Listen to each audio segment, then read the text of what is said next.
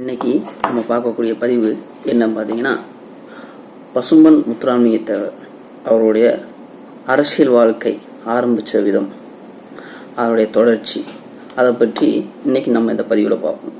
ஐயா பசும்பொன் முத்துராமலிங்க தேவர் அவர் முதலாக 1936 மாவட்ட வாரிய தேர்தல் அதில் போட்டிடுறாரு. அப்போங்கிற குற்றப்பரம்பரை சட்டம் கொண்டு வரணும் அப்படிங்கிற முனைப்புல ஐயா பசும்பொன் முத்துராமலிங்க தேவர் ரொம்ப முனைப்பு காட்டினார். அந்த தருணம் அது. அப்படி குற்றப்பரம்பரை சட்டத்தினுடைய காரணமாக நீதி கட்சி அரசின் மீது இருந்த ஒரு வெறுப்புணர்ச்சி ஐயா பசும்பொன் முத்துராமலிங்க தேவருக்கு உண்டாக்குச்சு. இதன் பின் தான் இந்த சட்டத்தினால் பாதிக்கப்பட்ட மக்களின் சார்பாக 1936 ஆண்டு பர்மாவிலிருந்து திரும்பி வர்றாரு ஐயா பசும்பொன் முத்துராமலிங்க தேவர். தென் தமிழகத்தில் அப்படிங்கிற காங்கிரஸ் கட்சியுடைய வளர்ச்சிக்கு ஐயா பசும்பொன் முத்துராமலிங்க தேவர் உதவினார். பின்னாளில் வந்த தேர்தலில் ஐயா பசும்பொன் முத்துராமலிங்க தேவர் முதுகுளத்தூர் தொகுதியில் நீதி கட்சிக்கு எதிராக எதிர்த்து நின்று வெற்றியும் பெறாரு. இதுவே பசும்பொன் முத்துராமலிங்க தேவர் ஐயா உடைய முதல் தேர்தல் வெற்றியாகும். இந்த வெற்றிக்கு பின்னர் தேவர் மாவட்ட வாரிய தலைவராக தேர்ந்தெடுக்கப்படுறாரு. அதற்கப்புறம் 1937 மாநில தேர்தல் நடக்குது. அந்த 1937 ஆண்டு நடந்த இந்த மதராச மாகாணத்தில் தேர்தல் முதுகுளத்தூர் தொகுதியில் தேவர் அவர் இளைஞர்கள் காங்கிரஸ் கட்சிக்கு உழைக்கும்படி ஒரு குரல் கொடுத்தாரு. அப்படி ஆர்வமுள்ள இளைஞர்களையும் செயல் வீரர்களையும் முத்துராமலிங்க தேவர் அவர்கள் திரட்டினார். தேவருடைய இந்த செயலை கண்ட அப்பொழுதைய நீதி கட்சி பெரும் தலைவலியாக நீதி கட்சிக்கு அமைஞ்சது. இதனால அந்த அரசாங்கம் தேவர் ராமநாதபுரம் மாவட்டத்தை டிஸ்ட்ரிக்டை விட்டு வெளியே போக முடியாத, பயணிக்கு பிரச்சாரம் செய்ய முடியாத அளவுக்கு சட்டங்களை முத்துராமலிங்க தேவர்களுக்கு மேல் கட்டவிழ்த்து விட்டுச்சு. இருப்பினும் 1937 ஆண்டு பிப்ரவரி மாதத்தில் ராமநாதபுரம் தொகுதியில் தேவர் போட்டிடுறார். இந்த அரசியல் வளர்ச்சிக்கு கண்டு, இவருடைய அரசியல் வளர்ச்சியை கண்டு பயந்து போன ஆங்கிலேய நீதி கட்சியார் ஒரு பலம் வாய்ந்த ஒரு எதிர்கட்சி வேட்பாளரை நிறுத்தணும்னு முடிவு பண்ணாங்க. அப்போதான் ராமநாதபுரம் மன்னரை நிறுத்தணும்னு சொல்லிட்டு நீதி கட்சி முடிவு பண்றாங்க. ஆனாலும் ஐயா பசும்பொன் முத்துராமலிங்க தேவர் அந்த மன்னரையும் எதிர்த்து நின்று ஒரு மாபெரும் வெற்றியை படைக்காரு ஐயா பசும்பொன் முத்துராமலிங்க தேவர் அவர்கள். பின் இந்த தேர்தல் வெற்றிக்கு பெற்ற காங்கிரஸ் கட்சியினுடைய கட்சி மாகாணத்தில் ஆளுங்கட்சியாக உருவெடுத்தது இந்த காங்கிரஸ் அரசு. அப்பொழுதும் ஐயா பசும்பொன் முத்துராமலிங்க தேவர் இந்த குற்றப்பரம்பரை சட்டத்தை விளக்கணும் அப்படிங்கிற ஒரு கோரிக்கை வச்சிருந்தாரு. ஆனா பதவியேற்ற அந்த காங்கிரஸ் கட்சி அரசு இந்த குற்றப்பரம்பரை சட்டத்தினை விளக்கும் என்று தேவர் எந்த எதிர்பார்ப்பு இருந்தாரு.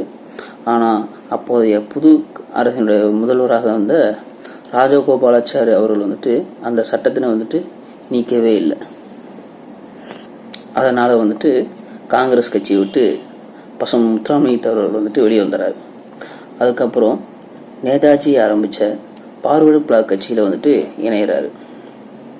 அதுக்கப்புறம் 1952 பொது தேர்தல் நடக்குது. அதாவது சுதந்திரம் அடைந்ததுக்கு அப்புறம் நடக்கக்கூடிய ஒரு இந்திய பொது தேர்தல் அப்ப நடக்குது. இதுல மத்தியில மாநிலத்தின காங்கிரஸ் இல்லாத ஆட்சியை ஏற்படுத்தி கொண்டு வரணும் அப்படின்னு என்கின்ற முனைப்புடன்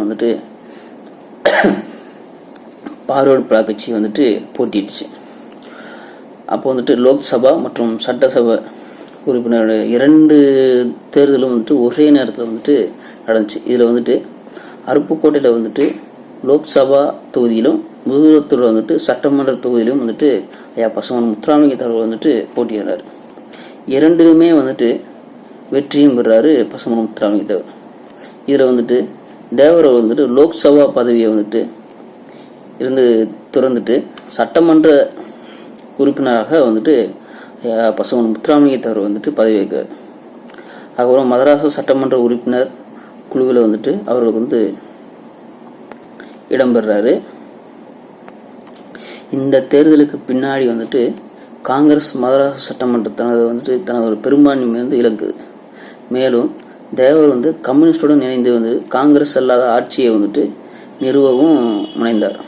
ஆனால் ஆளுநர் அவர் வந்துட்டு சி ராஜகோபாலாச்சாரியார் அவர் வந்துட்டு முதல்வராக நியமித்தார்.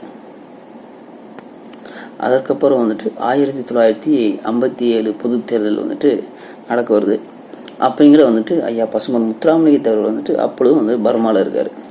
அப்படி 1955ஆம் ஆண்டு தேவர் அவர்கள் வந்துட்டு பர்மா வாழ் தமிழர்களுடைய அழைப்பின் காரணமாகத்தான் வந்துட்டு 2ஆம் முறையாக வந்துட்டு பர்மா வந்துட்டு போறாரு பசுமன் முத்துராமலிங்க தேவர் வந்து.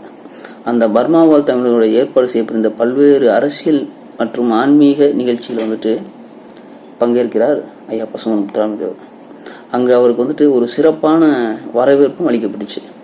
பின்பு வந்து 1956ஆம் ஆண்டு பிப்ரவரி மாதம் 18ஆம் நாள் வந்துட்டு பொது தேர்தலை வந்துட்டு சந்திப்பதற்காக தாயகம் திரும்புகிறார் ஐயா பசுமன் முத்துராமலிங்க தேவர். காங்கிரஸ் அல்லாத ஆட்சி அமைக்கும் பொருட்டு வந்துட்டு பார்வர்ட் பிளாக் கட்சி வந்து உழைத்து கொண்டிருந்துச்சு. அப்போது வந்து மெட்ராஸ் மாநிலத்தில் வந்துட்டு மாகாணத்தில் வந்துட்டு புது பரிணாமமாக காங்கிரஸ் கட்சி வந்துட்டு 2ஆக உடைஞ்சிச்சு. அப்பொழுது வந்துட்டு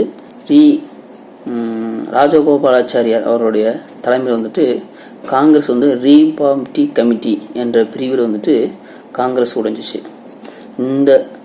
இந்த முறை வந்துட்டு தனது முன்னாள் அரசியல் எதிரியான சி ராஜகோபாலாச்சாரி அவர்களோட வந்துட்டு ஒரு அமைதி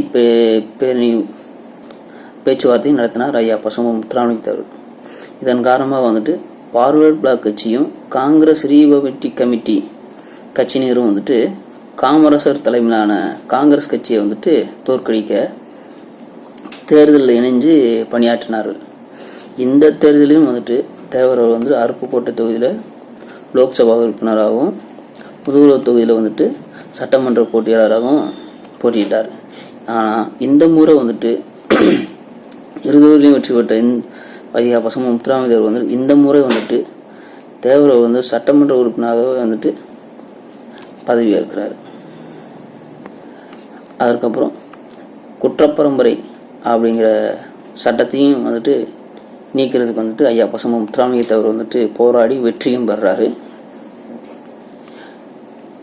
ஐயா பசுமன் முத்துராமலிங்க தேவர் அவர்கள் வந்துட்டு அரசியல் வாழ்க்கையில இதுவரை ஒரு தோல்வி கண்டிராத ஒரு தலைவராகவும் வந்துட்டு இப்பொழுதும் திகழ்கிறார்.